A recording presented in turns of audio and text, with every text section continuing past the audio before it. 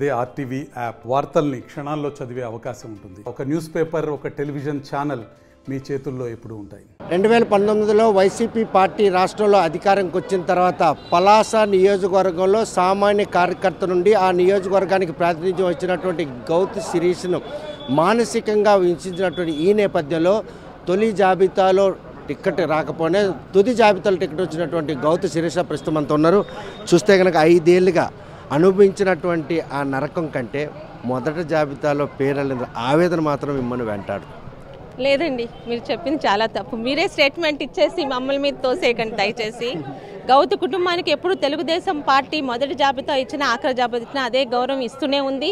ఇప్పుడు ఇచ్చింది, భవిష్యత్తులో కూడా ఇస్తుంది. ఆ నమ్మకం ఎప్పుడూ ఉంది. 5 ఏళ్ళుగా ప్రతిపక్షంతో అలుపెరగని పోరాటం చేసిన ఆమె ముందు వరుసలో ఉంటుంది. ఆమె పేరును ప్రతి ఒక్కరూ ముందు వినాలన్నట్టు ఆకాంక్ష పడ్డారు.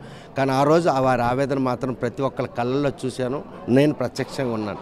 ఈరోజు మీరు ఆ ఆవేదన పరిగణాలు తీసుకుని టికెట్ వచ్చింది, గెలుపు దిశగా మీ ప్రయత్నాన్ని చేస్తున్నట్టు ప్రయత్నం ఆవేదన అయితే చెందలేదు. మొదటి లిస్టులో ఎందుకు రాలేదు అని ఆలోచనలో పడ్డారు తప్పితే ఏ కార్యకర్త కానీ మా పార్టీ పెద్దలు కానీ నా వెనకాల నా ముందు నడిపిస్తున్న ఆయన కానీ ఆవేదన అయితే చెందలేదు. ఎందుకు రాలేదు నాకు ఆలోచనలో పడ్డారు.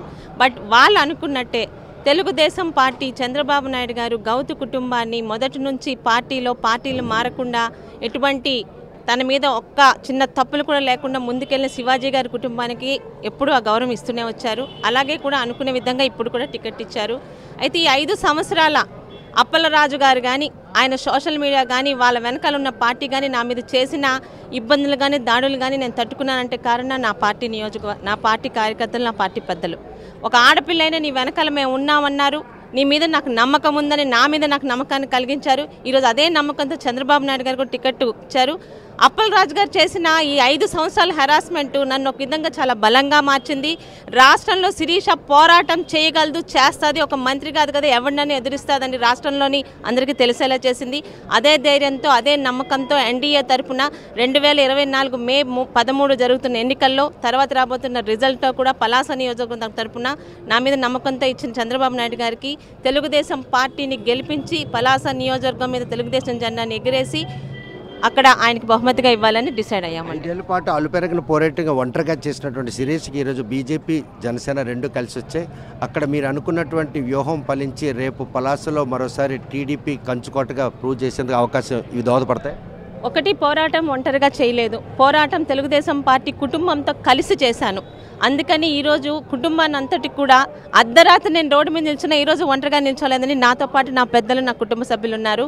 ఈరోజు ఒక జగన్ అనే ఒక నరకాసురుణ్ణి, రాష్ట్రాన్ని నాశనం చేసిన వాడిని 3 ఫ్యాన్లు రెక్కలు విరిచి తిరిగి వెనక్కి పంపించడానికి ఈరోజు మరి చంద్రబాబు నాయుడు గారితో పాటు ఇటు మోడీ గారు, పవన్ కళ్యాణ్ గారు కలిసి రావడం అనేది మాకు ఇంకా బోనస్ లాంటిదే. ఈరోజు ఆ బోనస్తో ఖచ్చితంగా ఈరోజు అందరం, మీరు మేము అని కాదు, మనం అనే పదంతో అందరం కలిసి ఖచ్చితంగా పలాసలోని రాష్ట్రంలోని శ్రీకాకుళం జిల్లాలో ఫ్యాన్ రెక్కలైతే ఇరగొట్టడం ఖాయం.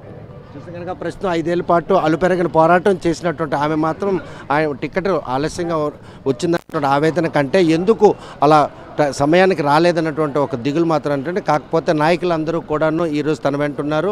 ఈరోజు జనసేన, బీజేపీ కూటమి కూడా ఈరోజు తన గెలుపుకు దోహదపడుతుందని ఆమె సంతృప్తి వ్యక్తం చేస్తున్నారు.